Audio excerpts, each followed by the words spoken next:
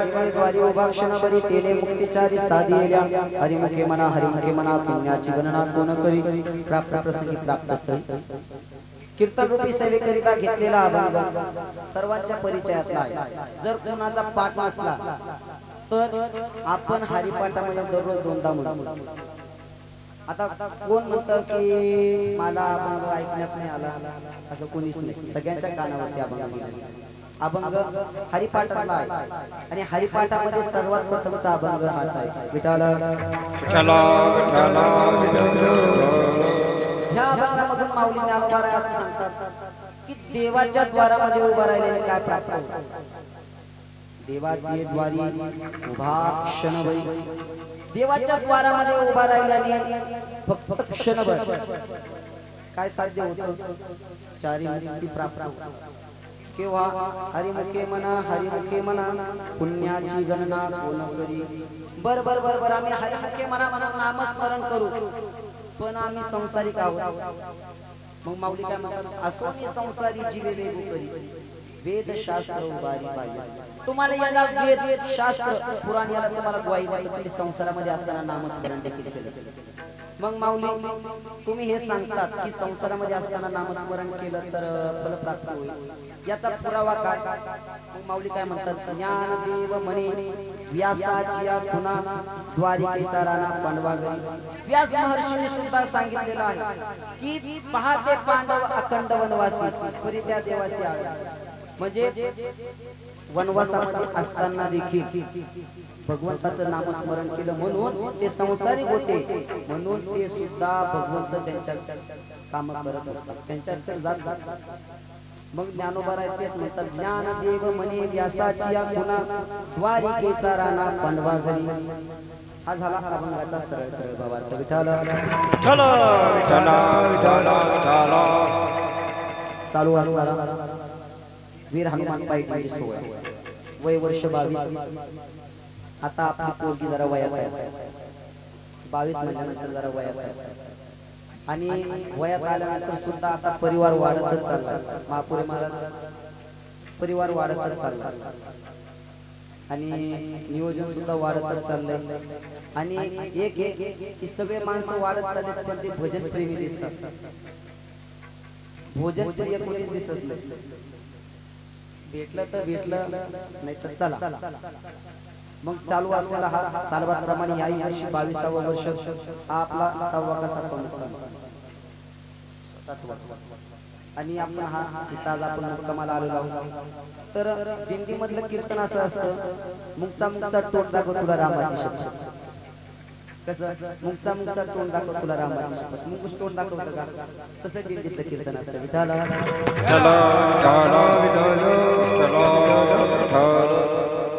आपला दिंडी पायी दिंडी 16 खूप थाटामाटात चाललेला आहे आणि भजन विचारायचं जसं एखाद्या सौभाग्यवतीचं कुंकू तिचं लेणं असतं तसं आपल्या दिंडीचं लेणं म्हणजे आपलं भजन आहे।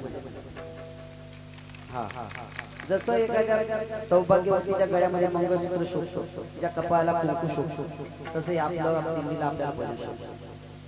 किती गोड गातात, काय गोड वाजवतात, त्यांच्याकरता खरंच किती प्रत्येक महाराजांनी त्यांच्यासाठी खरेच कौतुकच केलं, पण ते काय कीर्तन आपण ते देतात पण आपण दररोज अनुभवतो त्यांना किती गोड वाजवतात, किती गोड म्हणतात। या अशी रत्न म्हणजे असं असतं की अण्णा नर्मदा परिक्रमाला घेतली विनाताई तुम्ही गेलता, त्याच्या नर्मदा परिक्रमामध्ये सगळेच दगड असतात पण त्याच्यामध्ये पूजेला कोणता दगड वापरतात की जो गोल असला त्याच्या नदीमध्ये भरपूर दगड आहेत। तसे हे त्या नदीमधून असे जसे आपण खडे उचलतो म्हणजे जे गोल तसे हे त्या दगडांमधून आपण दगड उचलले, म्हणजे उदाहरणार्थ हे दगड नाही म्हणजे जे पूजेला दगड येतात ते आपण उचलले आणि बाकीचे तसे ठेवले, त्या बाकीच्या ठेवलेल्या दगडांमध्ये आम्ही सुद्धा विठ्ठल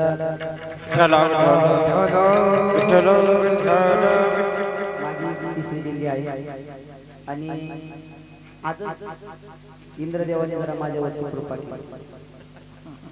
आज असं वाटलं होतं मला विनोद दादांचा फोन आला, सूर्यकांत दादांचा फोन आला की मी येतो, पण असं टेन्शन आलं ते येतो म्हणले पाऊस येतो आणि आतापर्यंत असं झालंय महापुरुष महाराज जिथं माझं कीर्तन होईल तिथं माईक सिस्टीम एक तर बंद पडली, एक तर पाऊस झाला, एक तर पंढरपूर मध्ये गेल्या वर्षी झालं गेलो कीर्तन करायचं ठरलं इथंच कॅन्सल झालं, पंढरपूर मध्ये गेलो तिथं माईक सिस्टीम बंद पडली, माईक सिस्टीम बंद पडली, पाऊस आला, आमच्या हातांना खाली पाणी गेलं, एकूण तिकून माईक सिस्टीम जोडली, मग तेव्हा कीर्तन झालं. पण आज खरंच वीर हनुमानाला वाटलं असं आज पुढं का होईना वाटलं असेल विठाला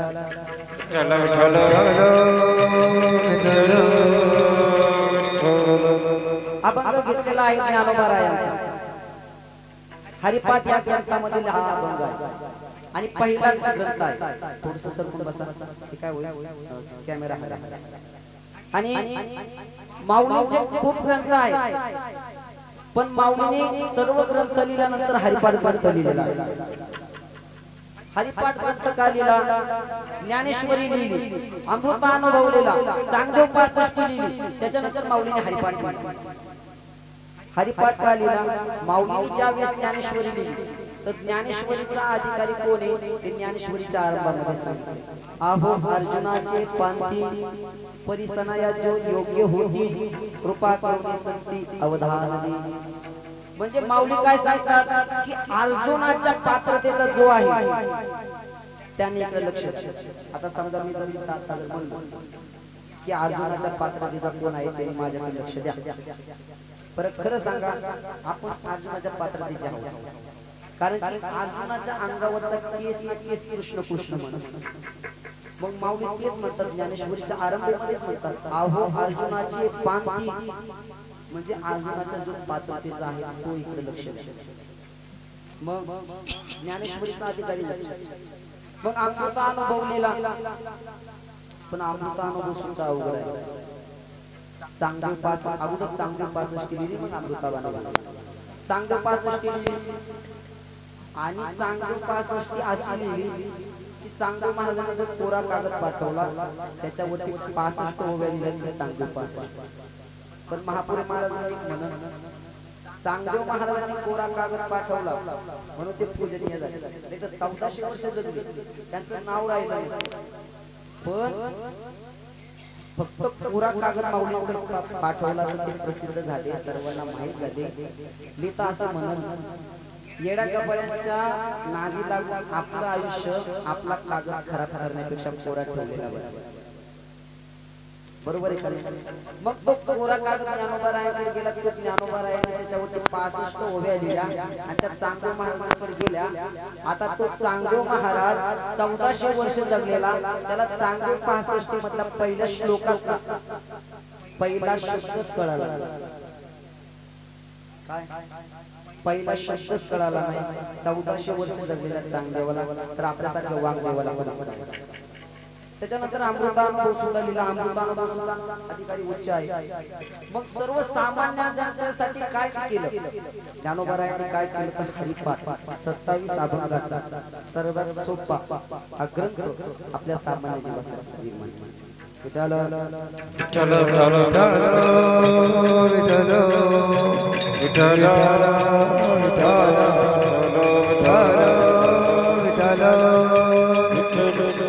मग हा अभंगाचा 27 अभंगाचा ग्रंथ निर्माण केला. मग ग्रंथ निर्माण केला ज्ञानोबा रायांनी आरंभामध्ये प्रश्न केला. आरंभामध्ये कसा प्रश्न केला? देवाची द्वारी उभा क्षण, देवळाला द्वार असतं का देवाला द्वार असतं? सर्वांनी बोला, तुम्हाला बोलता येतं ना? देवळाला द्वार असतं का देवाला द्वार असतं? मग ज्ञानोबा राय काय म्हणतात? देवाची द्वारी उभा क्षण, देवाचे द्वार. बरं देवाचे द्वार कोणतं ते सुद्धा हरिमुखे म्हणा, हरिमुखे. मग देवळाच्या द्वारामध्ये राहण्यामध्ये देवळाच्या द्वारामध्ये पर्यंत आयुष्यभर जातात, तर त्यांना मुक्ती प्राप्त होते का? मग आरंभीमध्येच ज्ञानोबा रायांनी प्रश्न केला की देवाची द्वारी उभा क्षण, क्षणभर म्हणजे काय?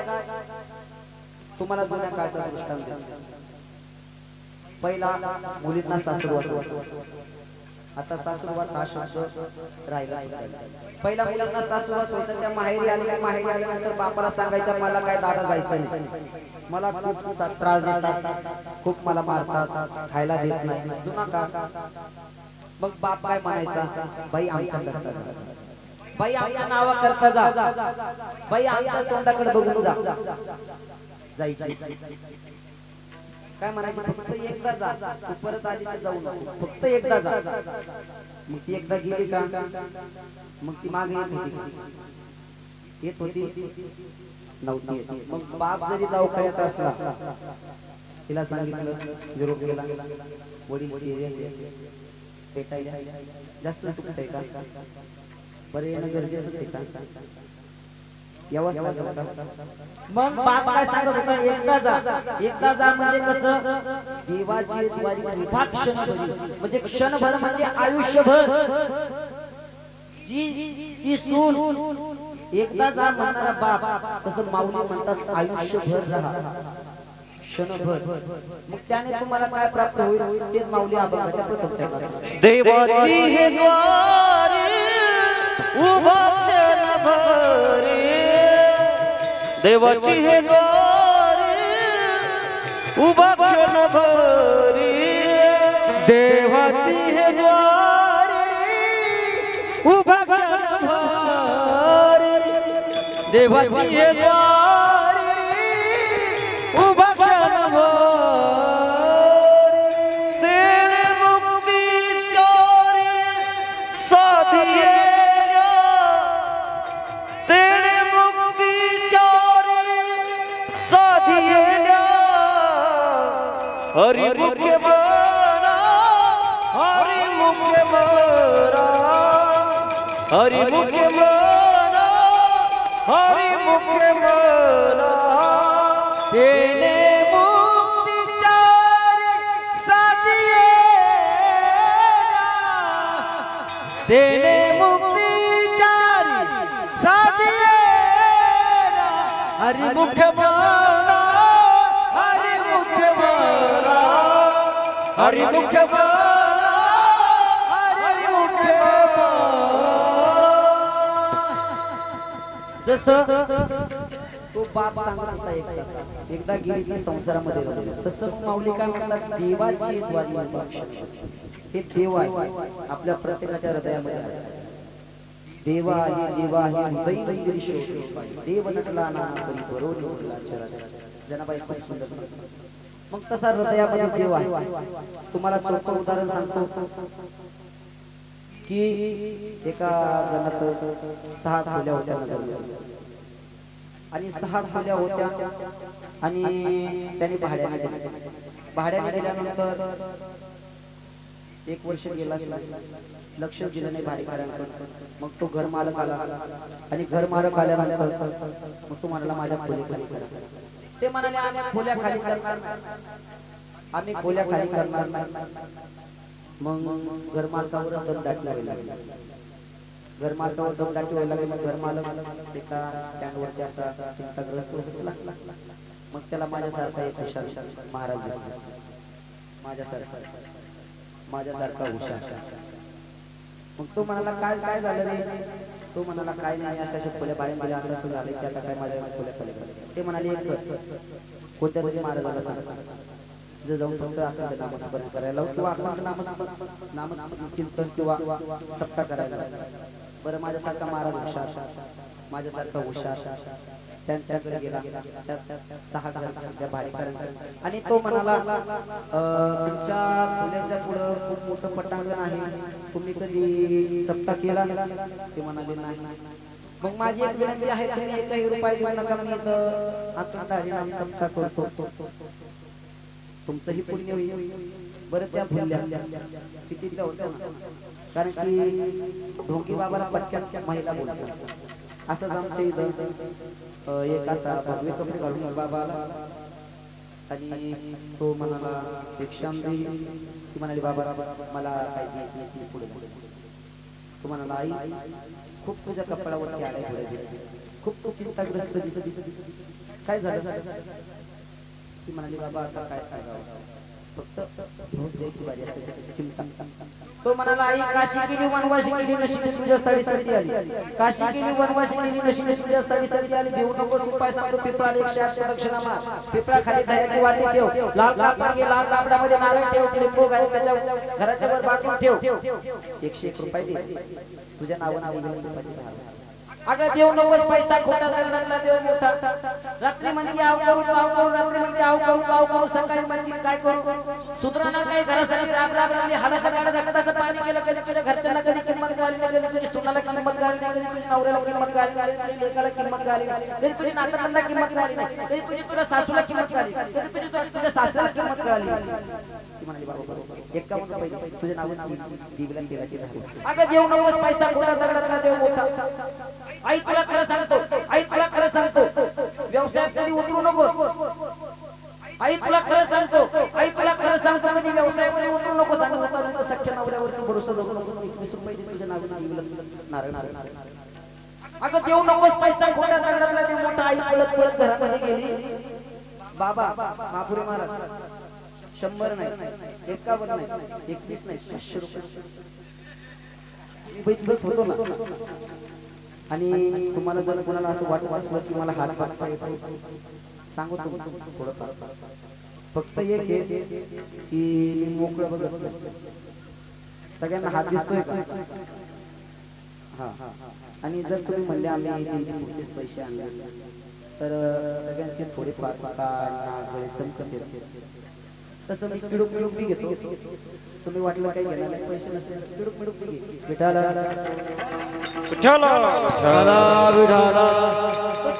ही बाई त्या बाळाला म्हणत तशी त्या 6 भारी सुद्धा त्या घरमध्ये त्या बाबाला बोलवलं त्या म्हणाले बाबा करा परत त्या महाराजांनी मोठा मांडव दिल्यानंतर माईक सिस्टम फक्त बॅनर लावला अखंड हरिनाम सोहळा सप्ता शब्दच गाल मग सुरू झाला एक दिवस 2 दिवस 3 दिवस 15 दिवस 1 महिना बंदच होईल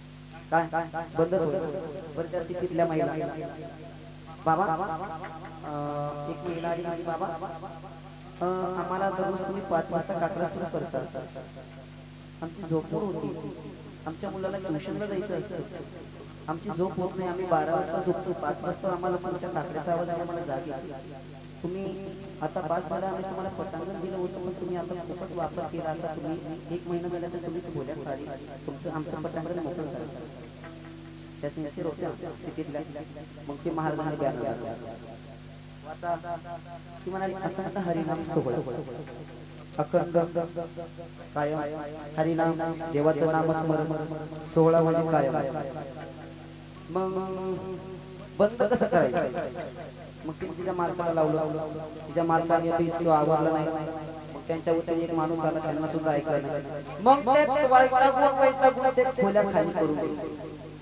किंवा अखंड नामस्मरण राहिलं तेव्हा मग माऊली काय म्हणतात तुम्ही काय करा हरिमुखे म्हणा पुण्याची गणना कोण करेल हरिमुखे म्हणा हरिमुखे म्हणा हरिमुखे म्हणा हरिमुखे म्हणा हरिमुखे म्हणा हरिमुखे म्हणा हरिमुखे म्हणा हरिमुखे म्हणा पुण्याची गणना कोण करी पुण्याची गणना कोण करी हरिमुखे म्हणा हरिमुखे म्हणा हरिमुखे म्हणा हरिमुखे म्हणा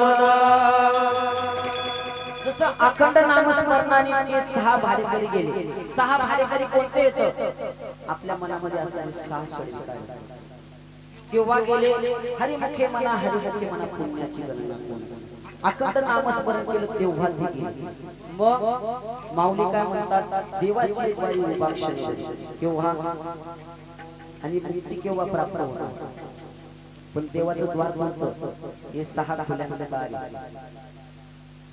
हे 6 खोल्यांचं दार आहे आणि घरमालक म्हणताय हाय पण हा काय करतो नामस्मरण करत एक अशी एक बाई होती बर का ती देवाचं नाव घेतच नव्हतं कसलंच नाही. तिच्या मालकाने काय केलं, 2 मुलं झाली. एकाचं नाव राम आणि एकाचं नाव श्याम ठेवलं. राम म्हणजे भगवंताचं नाव, श्याम सुद्धा भगवंताचं नाव. पण ती कधीच राम आणि श्याम म्हणली नाही, बंट्यान बाबल्या म्हणल्या. कारण की काय देवाचं नाव बंट्यान बाबल्या.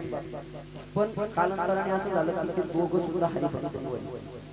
पण त्यांना अशी चिंता लागली की आपल्या आईने देवाचं नाव घेतलं, हिने कधीतरी देवाचं नाव घ्यावं म्हणून आपण काय करू, आपल्या घरामध्ये सप्ताह असतो आपले, तर आपण काय करू, आपल्याला चालन. दोघांचा विचार झाला. पंगत ठेवली, थाटामाटात जेवण केलं. पंचपक्वान, गुलाबजामुन, जिलेबी, बासुंदी, रबडी, काय तुमच्या मनात येते सगळं जेवायला आणि वारकरी आली. पण या 2 मुलांनी असं सांगितलं, तुम्ही फक्त आमच्या घरी येत असता, आमची म्हातारी दारामध्ये बाजाव बसलेली असते. फक्त तिला एक काय म्हणत, आजी रामकृष्ण हरी, आजी रामकृष्ण हरी. वारकरी आले, दारामध्ये आले, म्हातारी बाजावर बसलेली होती. ते म्हणाले, आजी रामकृष्ण हरी, आजी रामकृष्ण हरी. पण म्हातारी देवाचं नाव घेऊन म्हणून ती रामकृष्ण हरी म्हणली नाही, म्हणजे वेलकम. वारकऱ्यांना राग आला, जेवले. त्यांना वाटलं आपण रामकृष्ण हरी म्हणलो, म्हातारी लाज रामकृष्ण हरी म्हणायचं, तर ही वेलकम म्हणली. जेवले. ते म्हणाले, आता आम्ही जातो राम आणि श्याम. ते म्हणाले, माफ मारा आमच्या मातांच्या, माफी मागतो. फक्त काय करा, जाताना म्हणा, आजी जेवण खूप सुंदर झालं, येतो बरं का जय हरी, येतो बरं का जय हरी. बरं वारकरी म्हणाले, चालेल चालेल, कारण की जेवण चांगलं झालं. मग जाताना म्हातारी बाजारात म्हणले, आजी खूप सुंदर स्वयंपाक झाला, पुढल्या वर्षी सुद्धा येऊ. जय हरी आजी, जय हरी आजी, जय हरी म्हणली. आजी म्हणली, bye bye bye bye bye bye. पोरांना इतका राग आला, म्हातारी बाजार चालली मंदिरापुढे घेऊन. कशी जोरात आपण आपल्याला पटकन मारायचं तिला, वेळ होत चाललाय ना. आणि मग काय केलं, मंदिरापुढे म्हणाले, आई हे काय दिसतंय, म्हणजे देऊळ तरी शब्द येईल. ती म्हणाली, गाव जिथं असतं का तिथे असतं. परत म्हातारी उंचाली बाजा सगळं देवापुढे घेऊन आपण कृष्णाची मूर्त होतं. त्या म्हणाली, हे काय, त्या म्हणाली, गाव जिथं असतं का तिथं ती असतं, त्याच्यात ती असतं. म्हणजे मूर्त सुद्धा देव सुद्धा म्हणजे. मग म्हातारी काही दिवसांनी येईल, तर मध्ये पटक्यातच काय म्हणजे आपल्या पटक्यात मारायचं. मग म्हातारी मेली. पोरांनी मुलांनी असा विचार केला, आपल्या आईने कधी देवाचं नामस्मरण केलं नाही, आपण काय करू, तिची असते आपण काशीला. पण काशीला नाही म्हणले, या आस्ती सुद्धा न्यायची नाही, तिने कधी देवाचं नाव घेतलं नाही. त्यांनी काय डोकं लावलं, आस्ती घेतली, आस्तीची पावडर केली मिक्सर मध्ये आणि ती एका डब्यात भरली आणि गेले. काशीला गेले, देवबाप्पाची भेट घेतली. देवबाप्पाने त्यांना एक रूम दाखवली आणि म्हणजे जरा आपण सकाळी सगळी विधी करू. बरं थांब, सकाळ झाली. आता देवबाप्पा म्हणले, या आले. बॅग बॅगेत आस्तीची डबी दिसली, बॅगेमध्ये आस्तीची डबी दिसली. आता डबी पुढे गेली. देवबाप्पा आमचं काय झालं, डबी पुढे गेली काय, डबी पुढे गेली. ते म्हणाले, थांबा पाहू, आमच्या मंडळीला जरा पाहुण्याच्या पिशा तिला विचार. बोल बोल. ती म्हणाली, तू यांच्या पिशव्या उचवल्या का? ती म्हणाली, उचलल्या. मला वाटलं काही किडो कासन होती मिसरी. म्हातारी काशीत गेली पण गंगेमध्ये गेली नाही, ते देवबाप्पाच्या बायकोच्या तोंडात. मग काय लोक असे जड की भगवंताचं नाव घेत सुद्धा नाही. मग माऊली काय म्हणतात, हरिमुखे म्हणा, हरिमुखे म्हणा, पुण्याची गणना. तुम्ही जर अखंड देवाचं नामस्मरण जर केलं ना, तर पुण्य इतकं होईल की ते नामसंकीर्तन साधन पैसो पे जळतील पापे जन्मांतरी गीता नाम विठोबाचे भगवत जळतील पापाचे. तुम्ही जर भगवंताचं जर नामस्मरण जर केलं ना, तर तुम्हाला पुण्य प्राप्त होईल. पुण्य इतकं होईल की त्याची गणना सुद्धा करता येईल. मग माऊलीला अशी माणसं म्हणाले, आम्ही संसारामध्ये आम्हाला वेळ नाही, मग आम्ही देवाचं नामस्मरण कसं करायचं. मग माऊली काय म्हणतात, तुम्ही संसारामध्ये राहा, संसारामध्ये राहून सुद्धा तुम्ही देवाचं नामस्मरण करत ते अभंगाच्या 3ऱ्या चरणात. संसारी जीव वेगतरी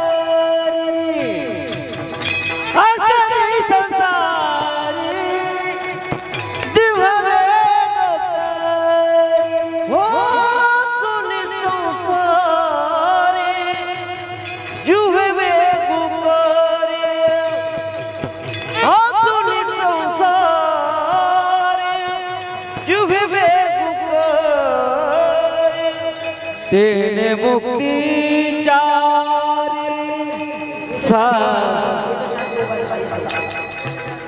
वेदशास्त्र उभारी बाहे सदा वेदशास्त्र उभारी बाहे सदा हरि मुखे मना हरि मुखे मना हरि मुखे मना हरि मुखे मना माऊली काय सांगतात असोनी संसारी जीविले करी वेदशास्त्र उभारी तुम्ही संसारामध्ये राहा मग आम्हाला याचा काही पुरावा माऊली काय सांगतात वेदशास्त्र उभारी म्हणजे वेद आणि शास्त्र बहावारून तुम्हाला पिठी मारण्यासाठी तयार आहे की वेदशास्त्र सुद्धा तुम्हाला परवानगी देते पण माणसं संसारामधून जरा लांब आले तर संसारामधून थोडेसे लांब आले तुम्ही सगळे आले तुकाराम महाराजांचे 16 चरणाचे एक अभंग तुकाराम महाराजांचा एक 16 चरणाचा एक गाथामध्ये एक अभंग आहे की एक बाई पंढरपूरला निघाली एक बाई पंढरपूरला निघाली पण ती संसारात जरा लई रमलेली तिला दरवर्षी माणसं म्हणायची बाई ठकूबाई चल ना पंढरपूरला आपली झाली नाही ठकूबाई चल ना पंढरपूरला ठकूबाई चल ना पंढरपूरला या वर्षी पुढल्या वर्षी बरं या वर्षी पुढल्या वर्षी बरं आता पुढल्या वर्षी यंदा माझ्या पोराचं लगीन होईल म्हाताऱ्याच्या भाकरा फुगड्याची सोय लागेल पुढल्या वर्षी बरं बरं बरं चालेल बरं पुढलं वर्ष बी आलं म्हणाले चला ठकूबाई पंढरपूरला बरं बरं बरं बरं येते पण पिशी भरली ट्रकीमध्ये गाडी टाकली आता दिंडी निघाली आता दिंडी निघाल्यानंतर रुपावली झाली आता विशी पशी गेली मारुती राहायचा म्हणजे होतं आपण सुरू केला शरण शरण हनुमंतात आलो राम तिथं वाटतं खूप पैसे झाले बाहेर अजून किती वेळ त्यांच्या तास आलो व्हायचा इथंच विषय म्हणजे नाश्ता आहे चहा पाणी बर बर बर बर 5 मिनिटात घरून आले घरी घरी परिचय घे सुनाबाई नको वेचू दूध दही सुनबाई बोला अगं मी पंढरपूरला चालले हा हा कशी करून दिली मग मी याच्या करता आले की मी दिंडीत चालले तू मी नाही तोपर्यंत दही दूध विकू नको तिचा जीव पुढे कुठला महापुरे महाराज दह्या पण म्हातारी अशी छत्री होती तिने महिनाभर जेवढं धान्य लागलं का तेवढं धान्य काढून देऊन गोण्याचे बुचके बांधून पुन्हा पुन्हा काय पुन्हा पुन्हा बोलतात पण दह्या दुधाला पुष्कळ करता येते ती म्हणाली परिचय घे सुनाबाई नको बेचू दूध दही बर बर बर बर आता बाई नाही बेचत जात जात बर बर परत म्हणली अजून किती टाइम अजून हाय नाश्ता अजून होतोय गरम बर बर बर परत आले 5 मिनिटात माझा हातीचा कलवड माझा वाचवणी नको फोडू आता कलवड विचारामध्ये कोणाला कळतो कलवड मध्ये काय गावऱ्याचा मग ती काय म्हणते सुनबाई मी उन्हाळ्यामध्ये तो कलवड ठेवलेला आहे माझ्याशिवाय तो फोडायचा नाही ती म्हणाली सुनबाई म्हणाली आत्याबाई तुम्हाला न घेऊन यायला कुठे मी पंढरपूर परत जाती परत येते सुनबाई मी शेजारचे फुटलेले भांडे चोरून आणलेले फुटके पाडे ते तू म्हणशील भंगारवाला आलो भंगार म्हणून विकू नको ती म्हणाली सासूबाई मी विकत नाही तुम्ही महाभांगारवाले आहात भांगारवाल्याला विकत नाही फक्त तुम्ही पंढरपूरला जा बर बर बर परत येते मग मी पाटे वरवंटे माझे मन गुंतले तेथे पाट्या वरवंट्यात जीव गुंततो परत जाती परत येते परत काय म्हणते भिक्षुक आला तर त्याला भिक्षा देऊ नको परत जाती परत येते परत जाती परत येते अहो सासूबाई तुम्ही त्रास का नाही मुले लेकरे घरदार मुले लेकरे घरदार माझे येते पंढरपूर म्हातारी अशी पंढरपूरला गेलीच नाही तशी आपल्यामध्ये सुद्धा भरपूर म्हणाले होते आम्ही येऊ आम्ही पण काय आले कशामुळे नाही आले या अभंग कसा आहे जरा लक्ष देऊन ऐका.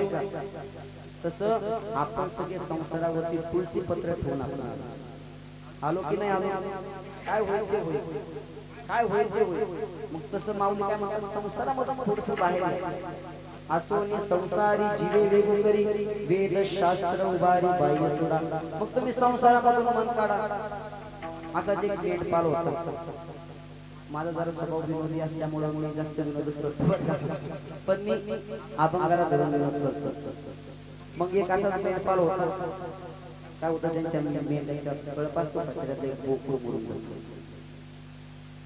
त्याला असा बोकड मेला. त्याला असे भरून येत अंतकरणापासून तो रडायचा, बोकड मेला, बोकड मेला, बोकड मेला. पण गावामध्ये पुराण चालू होतं, चातुर्मास चालू होता. पुराण चालू होतं पण शेवट शेवट आलता. पण त्या पुराणिकांनी असं तिथे पुराण सांगणाऱ्यांनी दाढी केली म्हणून तिची दाढी वाढली. काय देखो नी पुराणिकाची दाढी रडे पडले ना तोडी. येऊन बसला मला मागून परत पुढे येऊन बसला. पण काय होतं, त्या पुराणिकांच्या सांगता सांगता अशी दाढी आली. ती दाढी बघितली का त्याला अजून माझ्या बोकडाची अशी दाढी होती, अजून भरून यायची. मग पुराणिक सांगता सांगता असे दोन दोन केले का माझ्या बोकडाला दोन, सांगता सांगता असे चार बोकड केले का माझ्या बोकडाला, असं सांगता सांगता एक हात वर केला का माझ्या बोकडाला बी. पुराण ऐकायला बसला पण संसारामध्ये इतका गुंतला. पण पुराणिकाला असं वाटलं काय शोषे एवढं चातुर्मासामध्ये पुराण सांगितलं पण कोणी इतकं लक्ष देऊन ऐकलं नाही. आज हात ऐकायला आला तर त्याच्या डोळ्यात पाणी वाटलं. वा वा वा मी एवढ्या पुराण सांगितलं तर माणसं सगळी देवा महादेवाच्या पुढचे मावशी नंदी म्हणू नका. मग हा आज रडतोय, त्याला भरून आलं. त्या पुराणिकाला तो म्हणाला असा श्रोता परत भेटणार नाही, मी याला मिठी मारणार, याच्या पाया पडणार. पुराणिक त्याच्या पाया पडायला वाकला आणि त्या माणसानेच त्याला मिठी मारली. माझा बोकुड बी असाच होता. विठ्ठल तू संसारामधून निघला. पुराण ऐकायला जरी कसला तरी त्याच्या डोक्यात काय होतं, मग माऊली काय म्हणतात, तुम्ही संसारामध्ये राहा. तुम्ही काम करत असताना सुद्धा नामस्मरण करा. भाकरी करत असताना तुम्ही नामस्मरण करा. तुम्ही काम करत असताना कामामध्ये काम काही म्हणा राम राम. तुम्ही मग कामामध्ये सुद्धा म्हणा. आपण सुद्धा कामामध्ये देवाचं नामस्मरण करू शकतो. मग काही लोक काय विचारतात, माऊली तुम्ही मग म्हणतात आज तुम्ही संसारी जीव वेद करी वेद शास्त्र उभारी बाह्य सदा. बरं वेद शास्त्र असे सांगतात भाऊ पण याला पुरावा काय असा थोर मला आम्हाला पुरावा द्या. संसारिक म्हणतात आम्हाला असा चांगला पुरावा द्या तेव्हा मान्य करू. तेच माऊली अभंगाचं चौथं ज्ञानदेव मारे याचे या कोणा. ज्ञानदेव मारे याचे या कोणा.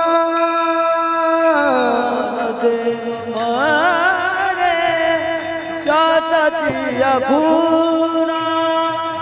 ज्ञानदेव मारे या गुणा. द्वारके चरण पडे वगैरे. द्वारके चरण पडे वगैरे. हरि मुखे मना हरि मुखे मना. हरि मुखे मना हरि मुखे मना. द्वारके चरण पांडव घरी. द्वारके चरण पांडव घरी. हरि मुखे मना हरि मुखे मना. हरि मुखे मना हरि मुखे मना. पुण्याचे गणना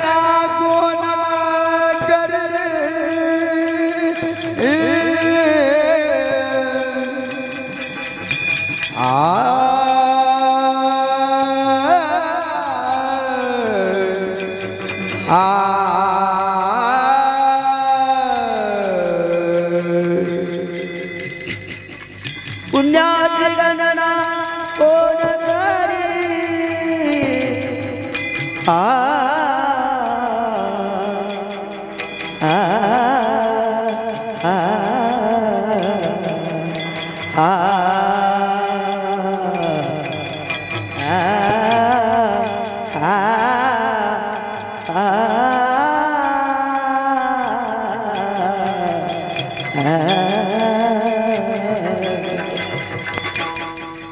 पुण्याची गणना कोण करी गणना कोण करी अरे मुखे मला हरि मुखे मला हरि मुखे मला हरि मुखे मला ज्ञानदेव म्हणे व्यासाची या खुना द्वारिकेचा राणा पांडवागरी. ज्ञानेश्वर महाराज काय म्हणतात, व्यास महर्षी आहे यांनी पांडवाचं सांगितलं आणि तेच माऊली अभंगाच्या चौथ्या की ज्ञानदेव म्हणे व्यासाची या खुना द्वारिकेचा राणा पांडवागरी. विठोबार कुमाई विठोबार कुमाई बार कुमाई विठोबार कुमाई बार कुमाई विठोबार कुमाई विठोबार कुमाई विठोबार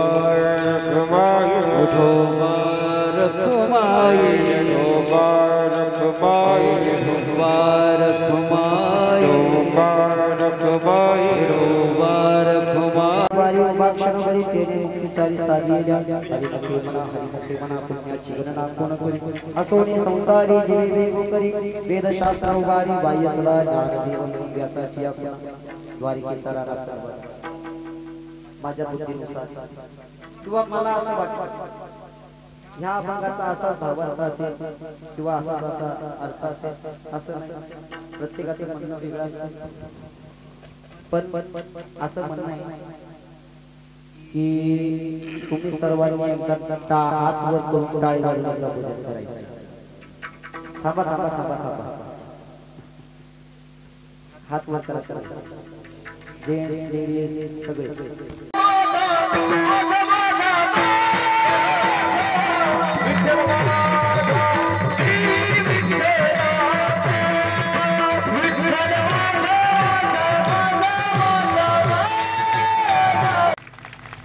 ते सांगतात आम्ही नावाकरता करत असतो.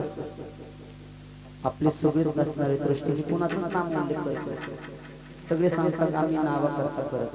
बरं आता खरं सांगा, आपल्या मागं जर परपंचाची खूप धावपळ असेल की त्याच्यामधून क्षणभर सुद्धा बाहेर येता येत नसेल तर ते व्यक्ती 2-3 महिना जर काम करत असेल तर त्यांच्याकरता टाळ्या झाल्या पाहिजे. बरं जिथं जावा तिथं सोय आहे. आंघोळीची सोय, नाश्त्याची सोय, दुपारच्या जेवणाची सोय, संध्याकाळची सोय, सगळी सोय करतात. पण त्यांचं काम 2 ते 3 महिना चालू असतं. बरं ते सगळे असे आहेत की त्यांना कामच नसतं. म्हणजे असं आहे की कामामधून असं बाहेर येण्याकरता व्यवस्थित सगळे दृष्टी त्याच्यामध्ये आपले भोजनाचं आपल्या अगोदर भोजन चहा पाणी आपले जुंबरांना करतात आणि त्यांच्यासोबत असणारे महिला मुलं किंवा त्यांनी स्वयंपाक करतात म्हणून आपण चालतो.